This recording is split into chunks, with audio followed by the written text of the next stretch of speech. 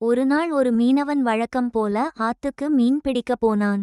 வலைய வீசிட்டு உட்கார்ந்தான். இன்னைக்கு நிறைய மீன் கிடைக்கும், மார்க்கெட்ல வித்து நல்ல காசு பார்க்கலாம்னு கனவு. கொஞ்ச நேரம் கழிச்சு வலை கனமா இருந்துச்சு.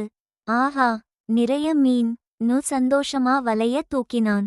ஆனா வலையில ஒரே ஒரு சின்ன மீன் குட்டிதான் இருந்துச்சு. அந்த மீன் திடீர்னு பேச ஆரம்பிச்சது. ஐயா மீனவரே, ப்ளீஸ் ப்ளீஸ் ப்ளீஸ் என்ன விட்டுடுங்க, என்ன விட்டுடுங்க கெஞ்சிச்சு. மீனவன் கண்டுக்கல. அப்போ மீன் திரும்ப சொல்லுச்சு, ஐயா என்ன தண்ணில விட்டீங்கன்னா உங்களுக்கு ஒரு பெரிய ஹெல்ப் பண்றேன். நான் போய் என்னோட ஃப்ரெண்ட்ஸ் எல்லார்கிட்டயும் உங்கள பத்தி சொல்லி நாளைக்கு பேங்க் கரைக்கு கூட்டிட்டு வர்றேன். நாளைக்கு நீங்க வரும்போது நிறைய மீன் கிடைக்கும். மீனவன் யோசிச்சான்.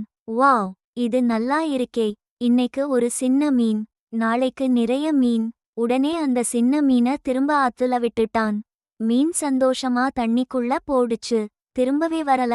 மறுநாள் மீனவன் ஆசையா வந்தான். வலை வீசினான், காத்திருந்தான். ஒரு மீனும் கிடைக்கல. அந்த சின்ன மீன் ரொம்ப புத்திசாலி, தன் உயிரை காப்பாத்திக்கிட்டுச்சு. பாவம் மீனவன் ஏமாந்துட்டான். கருத்து: ஆபத்தான நேரத்துல புத்திசாலித்தனமா யோசிச்சு உன்னோட உயிரை காப்பாத்திக்கணும். Be clever like the fish to save yourself from tricky situations.